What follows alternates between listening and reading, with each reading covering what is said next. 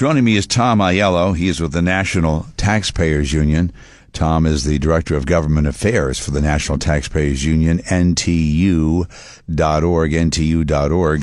And we want to talk about, as tax season begins, working family tax cuts and how much they are for folks, and how much I guess it's the big, beautiful bill has meant for people. Good morning, sir. How you doing? Good morning. Thanks for having me. So, I don't know. It seems like the economy is doing better than we thought, but for some reason, I don't know if it's because of the media or psychologically, I don't know, people don't feel it. What is the real state of our economy, and how much, talk to me about these tax cuts, and are they not feeling them, or they won't feel them till after they get the check? Talk to me about that. What's going on here? Well, in July of last year, President Trump signed the One Big Beautiful Bill. This was this big extension of the Tax Cuts and Jobs Act from 2017. And it included not only an extension of those tax cuts from a couple years ago, but it included so many more additional tax cuts that families and individuals will be able to take advantage of. And I think right now, as families are in the process of putting all their paperwork together, getting their W-2s, possibly hiring a tax person to prep their taxes for them, what they're going to find at the end of this process is good news. Every American in this country is going to see a tax cut.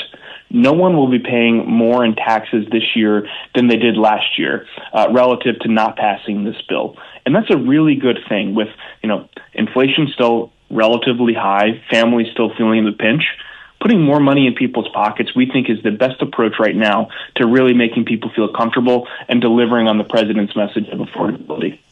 The average person's, I saw here in your article, let's see here, was it $3,200 or $3,800? $3,700, right? Just about. We anticipate about a $3,000 tax cut on average for every person that files. Last year the IRS sent out about $329 billion worth of tax refunds. We anticipate that to be about $100 billion higher than last year. So, when people file, we think the IRS will return over $420 billion back to the people. And look, it's their money. People should keep more of what they earn. And because of this bill, I think that's going to be the reality. So how is this? People say tax cuts mean more money for the government, and yet we're talking about all of us getting more money. How could it be both ways? Well, obviously tax cuts go back into people's pockets, right? But when they go back into people's pockets, they're more likely to spend the money. If they're a small business, they're going to invest in their business. All of these things are stimulate the economy. Consumer spending is about 70% of the economy. So when people spend more, it boosts the economy. Small businesses, as you know, right, they're job creators in our community. When they have the certainty that they need to invest in their business, whether it's hiring new workers, buying new equipment, or even expanding to maybe new franchises or new areas, all of those things grow the economy. And when we grow the economy, there's more tax revenue available to be taxed. So it's this virtuous cycle that we see with tax cuts, and we experienced it the last time under President Trump. And I think with this time, with these both individual tax cuts and these major tax cuts for small businesses and even large businesses as well, it's going to have this continuation effect that we saw over the last time. So since we're talking about that, so average of $3,700 or just under $3,700 from that one big, beautiful bill. So now they're working on this next bill, this reconciliation bill. And, of course, it looked like it was going to go through, but now this situation with ICE and all that with the Senate, don't know what's going to happen with that bill. But honestly, I think we're still spending too much. And most of the spending is at post-COVID. So during COVID, we increased the budget to cover all this emergency funding for different things.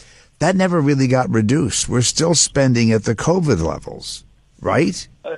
I mean, this is the biggest frustration with taxpayer advocates like myself, and I'm sure with you and all of your viewers, is how can our country continue to afford to go on the path that we're on?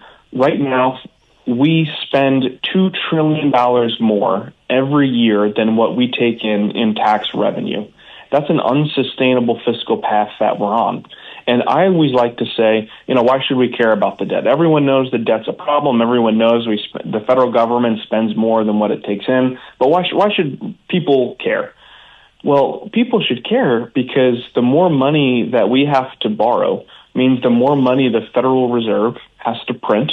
And when the Federal Reserve prints more money, it fuels inflation. And that's what we've seen over the past 5 years is inflation has, eaten into people's paychecks. And that's happened because of these massive deficits the federal government has ran. We've printed 80% of all the money in the history of the United States just in the past 5 years, 80%. That's an unsustainable situation that we're in. So what we continue to advocate for is, one, spending less than we did last year, and credit to President Trump and congressional Republicans and even some Democrats. We're going to spend less this year on discretionary spending than we did last year. That's a big step. I can't recall the last time that we've ever spent less in 1 year than we did the previous year. We really are going to spend less in discretionary spend? Really? Yes, and that's what people, I don't think, are seeing when they see all this dysfunction in Washington. The appropriations process that they're in the process of wrapping up, yes, we're going to spend less this year than last year. Do you have the numbers? I'm not trying to challenge you. I'm just just curious. Well, let's remember that discretionary spending is only about 33%. Yeah, I know, because there's certain stuff that's fixed. Social Security, all that other stuff is fixed. It's set it and forget it, right? That's right. And that's where the big drivers of our debt and deficit come from, is from Social Security, Medicare, and Medicaid. Those are the big three, right? About 66 to 70% of our budget is on those things. We can't touch those things, but we can touch the discretionary. Those are things like money for HHS, the Health and Human Services Department, the Department of Education, all of the departments that you see. We're going to spend less this year in 2026 than we did in 2025. That's a great step in the right direction, but we're only talking about, $15 to $20 billion less this year. So It's a small drop in the bucket, but I think when we're talking about a $2 trillion deficit, every dollar counts. That is still, it's interesting that it's down, because you wouldn't know that it was down. So we get into this, I don't know how much you guys get involved in the actual hot issues. You're kind of crunching. I'm reading all your articles, and the second reconciliation bill is an opportunity for meaningful debt and deficit reduction. So I want to talk to you about, did that happen? But when I look at what happened, for example, in Minneapolis with these daycares, and now there was another story, and I forget where it was. It was not Minneapolis. It might have been Maine or somewhere, where there's this building that's empty. There's nothing there. And again, there's all this money being spent there, but there's nobody there. How much are you guys engaged in those hot issues?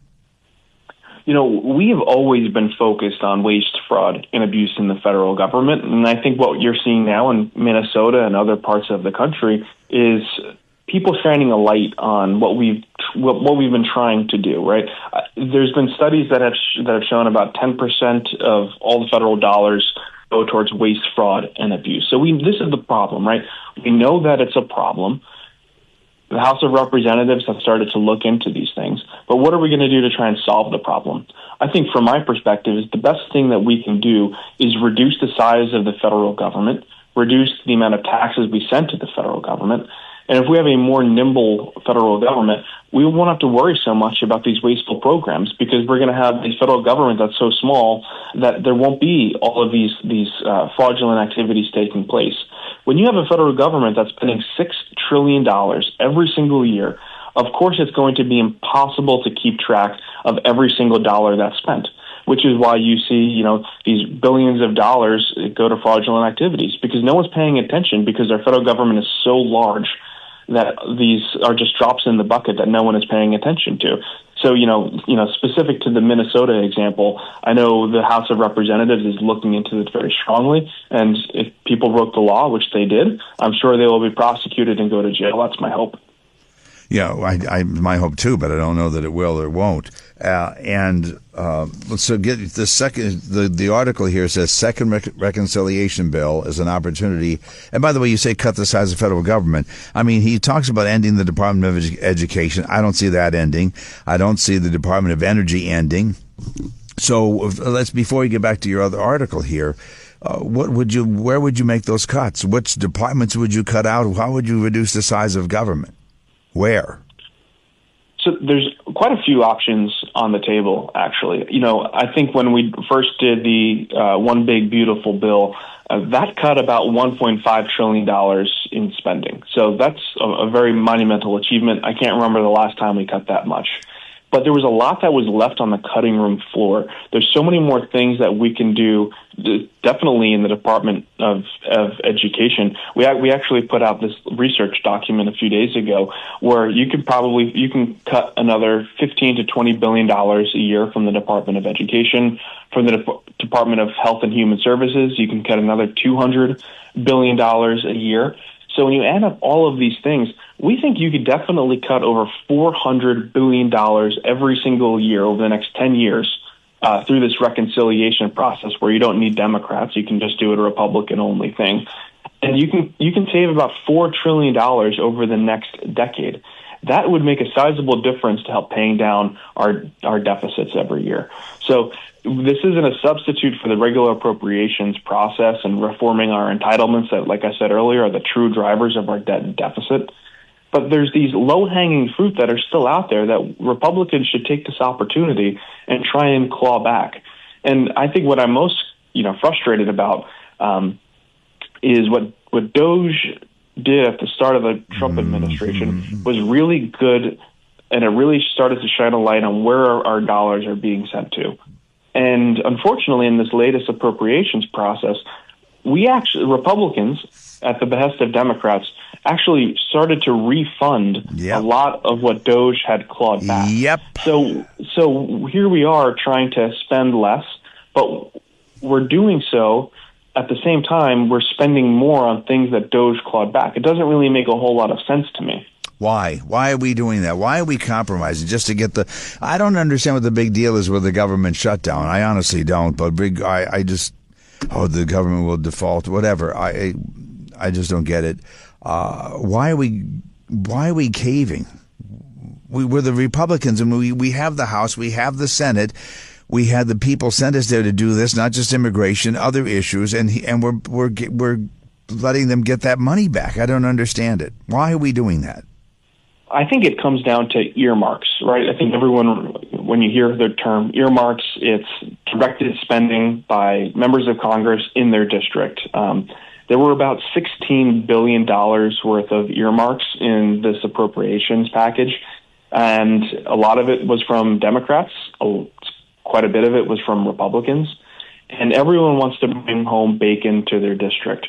But, earmarks aren't the proper way to do it. We found so many examples of waste in this appropriations process. It's $1 million for oyster research in Manhattan, $1 million in Boston for a civilian climate corps, which is basically for college dropouts to talk about the climate all day.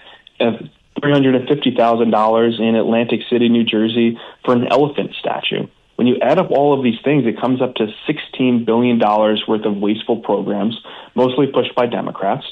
And in that earmark package, a lot of it was for these DOGE initiatives that were DOGed. And Republicans went along with the process so that they could get some money for their district as well. And I think to push the process along so there wouldn't be another government shutdown under President Trump.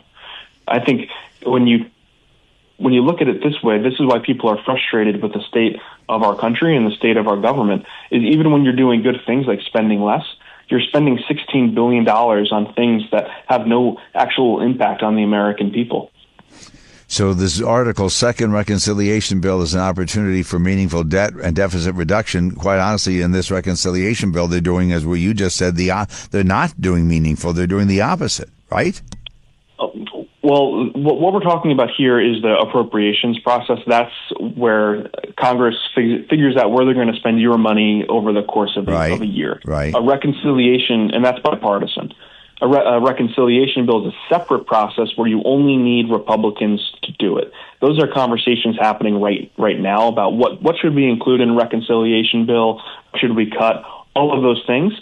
So that's two separate things that are going on right now. Okay, so what was the first one called? It's just the regular appropriation. Okay, so so they reach an agreement, bipartisan agreement, and now they can change those same agreements afterwards, and when they reconcile it. Is that what you're saying? That's right. So I'm hopeful that they're going through this process now, and then when they do the reconciliation process, Republicans will claw all of these things back, which they should, because we shouldn't be spending $16 billion on silly earmarks that are always the source of wasteful spending. I hope they do. So we need to get on the horn with Ryan McKenzie and with your senators and say, hey, listen, guys, because, obviously they both bodies have to agree. Do they not, right? They'll have to reach an agreement. The House and Senate need to reconcile, have the same idea, right? That's right. Yeah. That's right. Yeah. So call your senator, call your state, your congressman folks. And that's an interesting, so funny. All the times we've talked about this, I've never, I guess, made that connection. That's interesting. And and if they don't do it, folks, they don't need bipartisan support. If they don't do it, what does that tell you about the Republicans then? Is it just the uniparty, same bird, two different wings? What does it tell you? National Taxpayers Union, again, talking to Mr. Aiello, Thomas Aiello, who's the Director of Government Affairs for the National Taxpayers Union. They've got a lot of great articles up there. The one that I'm referring to right now, which you can read more on the Second Reconciliation Bill at ntu.org, National Taxpayers Union, ntu.org. That's ntu.org. Thomas, thank you very much. I appreciate it. Thank you for having me.